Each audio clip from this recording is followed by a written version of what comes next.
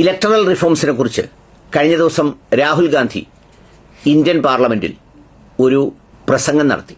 വളരെ മനോഹരമായ പ്രസംഗം. എപ്പോഴും അദ്ദേഹം ചെയ്യുന്ന പ്രസംഗങ്ങൾ അടയാളപ്പെടുത്തപ്പെടുമെങ്കിലും ഇന്നത്തെ ഇന്ത്യയുടെ യാഥാർത്ഥ്യങ്ങൾ, എന്നാൽ ഇന്ത്യ എന്ന ആശയത്തിന്റെ ഏറ്റവും പ്രധാനപ്പെട്ട അനിവാര്യതകൾ, ഇത് സംയോജിപ്പിച്ചുകൊണ്ട് നടത്തിയ മനോഹരമായ പ്രസംഗമാണ്. സാധാരണ രാഹുൽ ഗാന്ധിയുടെ പ്രസംഗങ്ങൾ ഭരണപക്ഷ ബെഞ്ചുകൾ വല്ലാതെ തടസ്സപ്പെടുത്തുമെങ്കിൽ ഇന്നലെ 2 തവണ മാത്രമാണ് അത്തരം തടസ്സപ്പെടുത്തലുണ്ടായത്. ആ 2 സന്ദർഭങ്ങളിലും കെ.സി. വേണുഗോപാലിന്റെ നേതൃത്വത്തിലുള്ള പ്രതിപക്ഷ എംപിമാർ ശബ്ദമുയർത്തുകയും പാർലമെന്റ് ശബ്ദായമാനമാവുകയും ചെയ്തു. ബാക്കി സമയം മുഴുവൻ നിശബ്ദതയോടെ ഇന്ത്യൻ പാർലമെന്റിലെ ജനപ്രതിനിധികൾ കേട്ടുകൊണ്ടിരുന്ന ആ പ്രസംഗം കക്ഷിരാഷ്ട്രീയത്തിന്റെ പേരിൽ രാഹുൽ ഗാന്ധിയെ വിയോജിക്കുമെങ്കിലും വിമർശിക്കുമെങ്കിലും ഹൃദയത്തിന്റെ ഉള്ളിൽ അവർ സമ്മതിച്ചിട്ടുണ്ടാവും, ഈ വാക്കുകളാണ് സത്യത്തിൽ ഭാവികാല ഇന്ത്യക്ക് ഏറ്റവും അനിവാര്യമായതെന്ന്. ഇന്ത്യയുടെ പ്രഥമ പ്രധാനമന്ത്രി ജവഹർലാൽ നെഹ്റുവിന് ശേഷം ഒരുപക്ഷെ ഇത്രയും മനോഹരമായ കാഴ്ചപ്പാടോടെ ഇന്ത്യയെ വിശദീകരിക്കുന്ന ഉജ്ജ്വലമായ ഒരു പ്രസംഗമാണിത്. ഇതിന്റെ ഇംഗ്ലീഷ് തന്നെയാണ് കേൾക്കാൻ ഏറ്റവും മനോഹരം. അത് പരിഭാഷപ്പെടുത്തുക എന്നത് അത്ര എളുപ്പമുള്ളതല്ല. എങ്കിലും അത്തരമൊരു സാഹസികത ഞാൻ നിർവഹിച്ചു. എന്തിനെന്നാൽ ഈ ആശയം കേൾക്കാൻ വേണ്ടി, കേൾപ്പിക്കപ്പെടാൻ വേണ്ടി. അതുകൊണ്ട് തന്നെ നിങ്ങൾ ഈ പ്രസംഗം എല്ലാ ജനങ്ങളിലേക്കും എത്തിക്കുന്നതിനു വേണ്ടി പരിശ്രമിക്കുമെന്ന് ഞാൻ വിശ്വസിക്കുന്നു, അഭ്യർത്ഥിക്കുന്നു. Electoral reform is very simple. The point is, nobody wants to do it. The government doesn't want to do it. What does electoral reform require? What we've been saying. Number 1, give machine-readable voter lists to all political parties 1 month before the election. That's the first step. The second step is take back the law that allows the destruction of CCTV footage. Very simple, not difficult. While you're doing that, also tell us what is the architecture of the EVM. Give us access to the EVM. Let our experts go and see what is inside the EVM. Till today, we have not had access to the EVM. We are not shown the architecture of the EVM. We're not physically allowed to go and see an EVM. Give us the architecture. Give us access to the EVM. And finally, please change the law that allows the election commissioner to get away with whatever he wants to do. That's all the electoral reforms you need. And I want to assure the election commissioner that they might be under the impression that this law lets them get away with it. Let me remind them, don't worry, we are going to change the law. And we are going to change it retroactively. And we are going to come and fight. Chori is an anti-national act. And those across the aisle are doing an anti-national act. Everybody says to us, India is the biggest democracy. Actually, I was thinking today, we are not just the biggest democracy. We are the greatest democracy. And I'm not saying it just like that. I'm saying it, America calls itself the oldest democracy. But the democracy that weaves together the largest number of people, the largest diversity of people, the largest number of languages, the largest number of states is this country. And so our most powerful asset, the thing that stitches together the entire concept of modern India, stitches together the fabric of modern India, brings people together, allows them to build this great nation, is being attacked by these people. They're destroying it. You know they're destroying it. I know they're destroying it. And they know they're destroying it. And I'd like to conclude by saying that the biggest anti-national act you can do is vote chori. There is no bigger anti-national act that you can do than vote chori.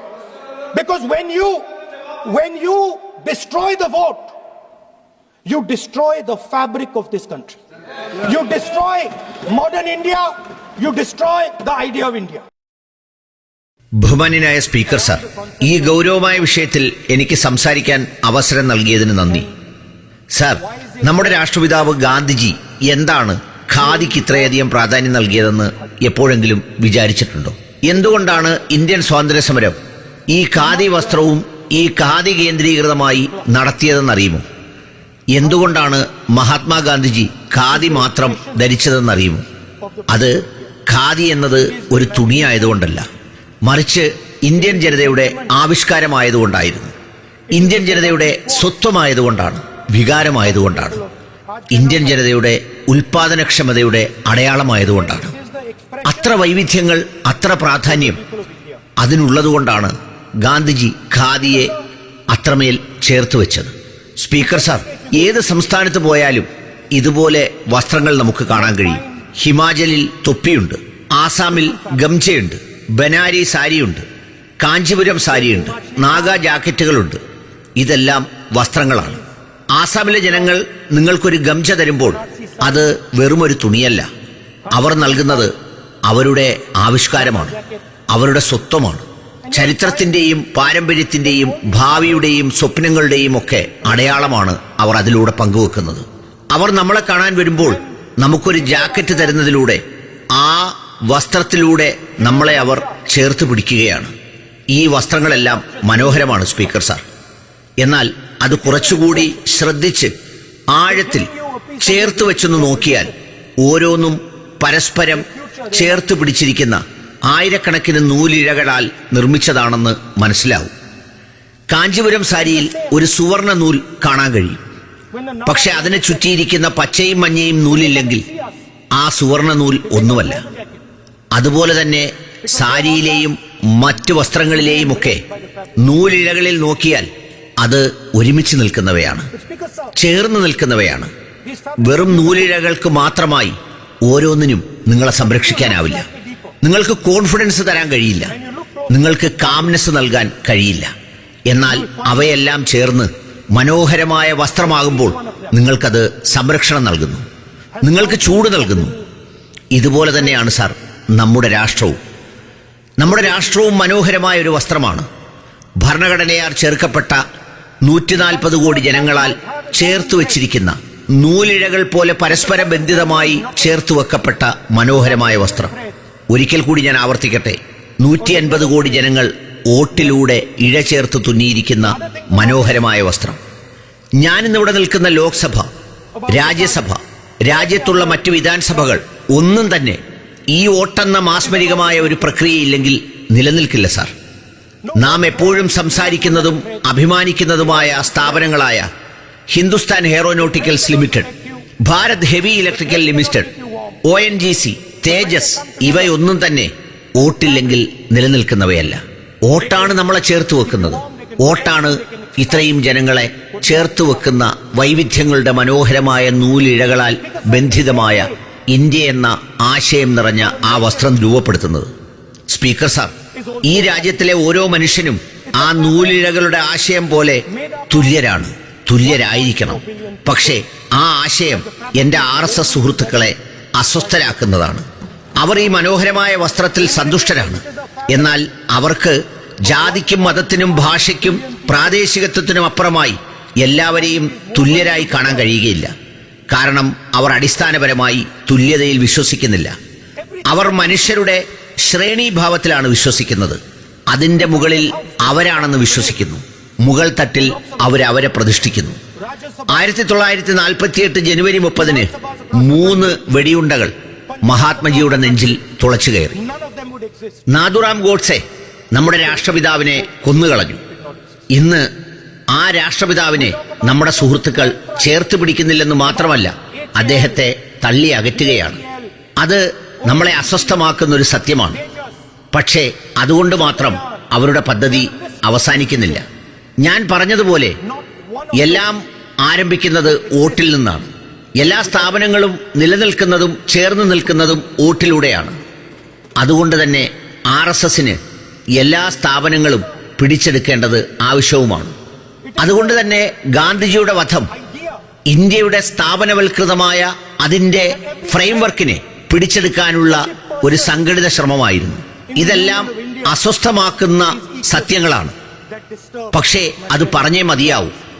എന്റെ സുഹൃത്തുക്കൾക്ക് ഈ ബന്ധങ്ങളൊന്നും ഞാൻ പറയുന്നത് ഇഷ്ടപ്പെടുന്നില്ല.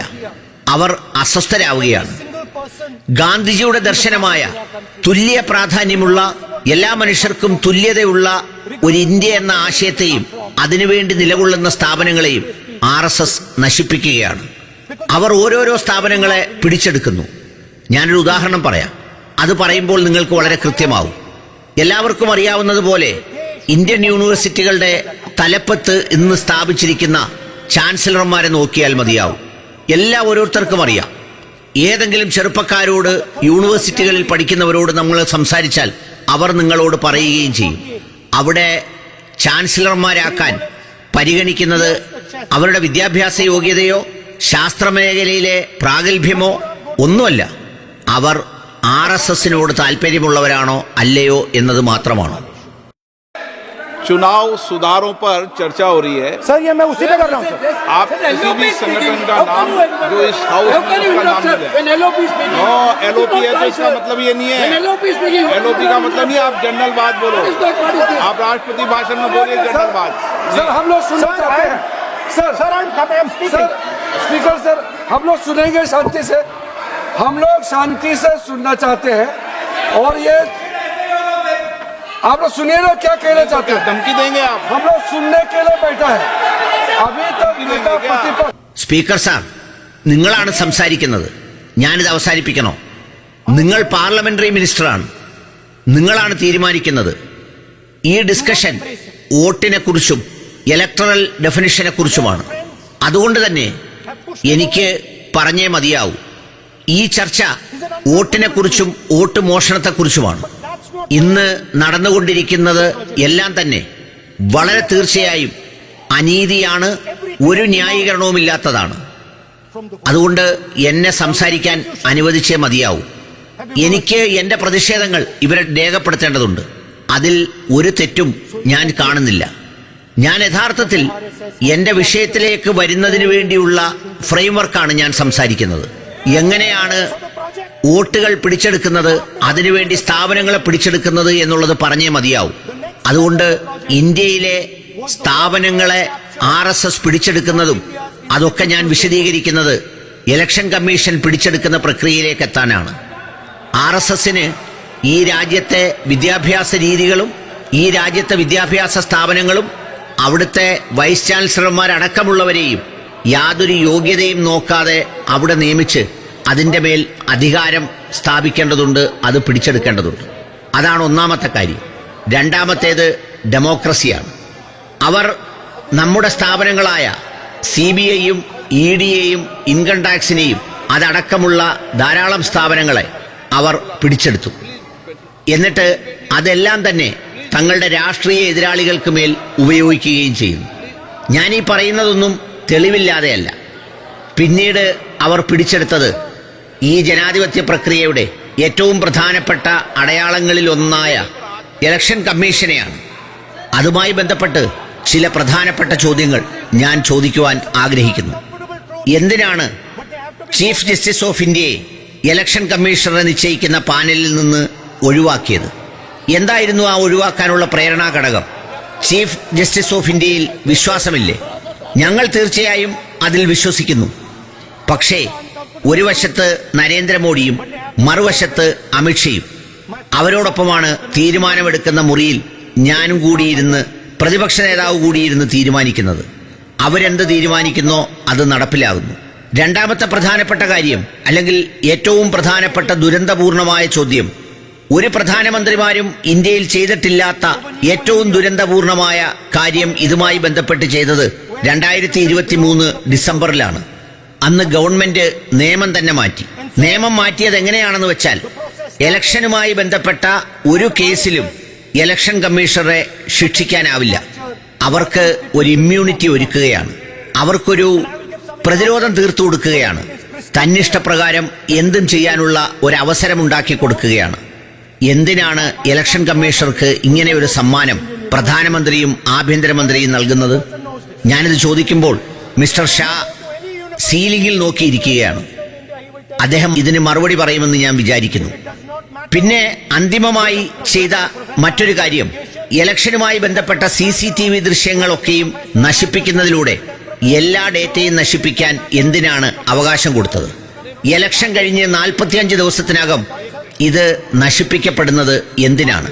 ഇത് യഥാർത്ഥത്തിൽ ആ data നൽകാതിരിക്കൽ എന്നതിനേക്കാൾ ഇലക്ഷൻ മോഷ്ടിക്കുന്നതിന് വേണ്ടിയാണ്. ഇത്തരമുള്ള ഇൻസ്റ്റിറ്റ്യൂഷണൽ ക്യാപ്ചറിങ്ങിലൂടെ എന്താണ് നേടുന്നത്?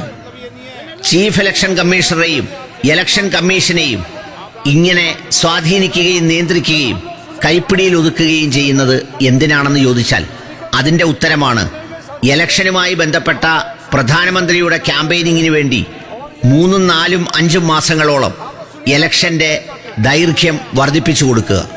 അതനുസരിച്ച് പ്രധാനമന്ത്രിക്ക് മുഴുവൻ സ്ഥലങ്ങളിലും പ്രചാരണം നൽകാനുള്ള അവസരമുണ്ടാക്കി കൊടുക്കുക. പിന്നെ മറ്റൊരു കാര്യം, വോട്ടർ പട്ടികയിൽ നമ്മൾ കണ്ട ബ്രസീലിയൻ മോഡലിന്റെ പേര് 22 തവണ ആവർത്തിച്ചു വന്നതാണ്. സ്പീക്കർ സാർ, ഫോട്ടോഗ്രാഫ് കാണിക്കുവാൻ ഞാൻ ശ്രമിക്കുന്നില്ല. പക്ഷേ നമ്മുടെ ജനാധിപത്യത്തിന്റെ സംവിധാനങ്ങളാകെയും തകർന്നു കിടക്കുന്നു എന്നുള്ളതിന്റെ ഉദാഹരണമാണിത്. ഹരിയാനയിലെ വോട്ടർ പട്ടികയിൽ 200 തവണയാണ് ഒരു സ്ത്രീയുടെ പേര് ആവർത്തിച്ചു തന്നത്. ഇതെല്ലാം വ്യക്തമാകുന്നത് സംശയലേശമന്യേ ഒറ്റ കാര്യമാണ്. ഞാൻ ആവർത്തിച്ച് പറയുകയും ഇലക്ഷൻ കമ്മീഷനോട് ചോദ്യങ്ങൾ ചോദിക്കുകയും ചെയ്യുന്നു. പക്ഷേ അവർ മറുപടി പറയുന്നില്ല. എന്തുകൊണ്ടാണ് ലക്ഷക്കണക്കിന് ഡ്യൂപ്ലിക്കേറ്റ് വോട്ടർമാർ ഈ പട്ടികയിൽ കടന്നുകൂടുന്നത്? എന്തിനാണ് UP യിലെ ഒരു BJP നേതാവ് മറ്റ് സ്റ്റേറ്റുകളിൽ എങ്ങനെയാണ് പോയി വോട്ട് ചെയ്യുക? ഇതിനൊന്നും കമ്മീഷൻ ഉത്തരമില്ല. യഥാർത്ഥത്തിൽ നിങ്ങൾ വോട്ടർ പട്ടിക ക്ലിയർ ചെയ്താണ് SIR-ലൂടെ നടപ്പിലാക്കിയതെന്ന് പറയുമ്പോഴും പുതിയ പട്ടികയിലും ബീഹാറിൽ 1.2 lakhs ഡ്യൂപ്ലിക്കേറ്റ് വോട്ടുകളുണ്ട്. സമാനമായ രീതിയിൽ കർണാടക, മധ്യപ്രദേശ്, ബീഹാറിലുമെല്ലാം ഞങ്ങളിത് തെളിയിച്ചതാണ്. അതുകൊണ്ട് ഇലക്ടറൽ റിഫോം എന്ന് പറയുന്നത് വളരെ സിമ്പിളാണ്. അത് സർക്കാരിന് നടപ്പിലാക്കാൻ യാതൊരു താല്പര്യവും ഉണ്ടാവില്ല. അതിന് ഒന്നാമതായി ചെയ്യേണ്ടത് മിഷൻ റീഡബിൾ ആയിട്ടുള്ള വോട്ടർ പട്ടിക എല്ലാ രാഷ്ട്രീയ പാർട്ടികൾക്കും ഇലക്ഷന് 1 മാസം മുമ്പ് നൽകുക എന്നുള്ളതാണ്. രണ്ടാമത്തേത് CCTV ദൃശ്യങ്ങൾ നശിപ്പിക്കാതിരിക്കുക എന്നുള്ളതാണ്. ഇതൊക്കെ വളരെ സിമ്പിളാണ്. മൂന്നാമത്തേത് EVM മിഷന്റെ ആർക്കിടെക്ചർ എങ്ങനെയാണെന്നും അതിന്റെ പ്രവർത്തനങ്ങൾ എങ്ങനെയാണെന്നും ഉള്ളതിനെ സംബന്ധിച്ച് ഞങ്ങൾക്ക് ആക്സസ് നൽകുക എന്നുള്ളതാണ്. അത് ഇന്നുവരെ ഉണ്ടായിട്ടില്ല. നാലാമതായി ഇതിൽ വേണ്ടത് ഇലക്ഷൻ കമ്മീഷണർക്ക് എന്ത് തെറ്റുകൾ ചെയ്താലും സംരക്ഷണം നൽകും എന്ന് പറയുന്ന നിയമം പിൻവലിക്കലാണ്. ഇത്തരം സംഗതികളാണ് ഈ തെരഞ്ഞെടുപ്പിനെ റിഫോം ചെയ്യുന്നതിനു വേണ്ടി ഈ രാജ്യം ആവശ്യപ്പെടുന്നതും വേണ്ടതും. വോട്ട് കൊള്ളയാണ്, വോട്ട് ചോരിയാണ് ഏറ്റവും വലിയ രാജ്യവിരുദ്ധ പ്രവർത്തനം. നിങ്ങൾ ആ രാജ്യവിരുദ്ധ പ്രവർത്തനമാണ് നടത്തുന്നത്. എല്ലാവരും പറയാറുണ്ട് ഇന്ത്യ ഒരു വലിയ ജനാധിപത്യ രാജ്യമാണെന്ന്. എനിക്ക് തോന്നുന്നത് ഇന്ത്യ ഒരു വലിയ ജനാധിപത്യ രാജ്യത്തെക്കാൾ ഒരു മഹത്തായ ജനാധിപത്യ രാജ്യമാണ്. അമേരിക്കയിലും മറ്റുള്ള സ്ഥലങ്ങളിലുമൊക്കെ ഉണ്ട് ജനാധിപത്യം. പക്ഷെ ഇത്രയേറെ ഭാഷാപരമായ, ആശയപരമായ, മറ്റെല്ലാ തരത്തിലുമുള്ള വൈവിധ്യങ്ങൾ നിറഞ്ഞ, ഇത്രയും ആളുകളെ ഉൾക്കൊള്ളുന്ന, ഇത്രയും മനോഹരമായ ഒരു വസ്ത്രം പോലെ ചേർത്ത് വെക്കപ്പെടുന്ന മറ്റൊരു ജനാധിപത്യമില്ല. ആ ജനാധിപത്യത്തെയാണ് നിങ്ങൾ നശിപ്പിക്കുന്നത്. ഇത് നശിപ്പിക്കപ്പെടുന്നു എന്നുള്ളത് നിങ്ങൾക്കറിയാം, എനിക്കറിയാം, നിങ്ങൾക്കും അറിയാം. ആ നശിപ്പിക്കപ്പെടുന്നതിലൂടെ നിങ്ങൾ യഥാർത്ഥത്തിൽ നശിപ്പിക്കുന്നത് ഇന്ത്യ എന്ന ആശയത്തെയാണ്, ഇന്ത്യ എന്ന മഹത്തായ രാജ്യത്തെയാണ്. അതുകൊണ്ട് തന്നെ വോട്ട് ചോരി അഥവാ വോട്ട് കൊള്ളയാണ് ഈ രാജ്യത്തെ നശിപ്പിക്കാൻ ഉപയോഗിക്കുന്ന ഏറ്റവും വലിയ ആയുധം.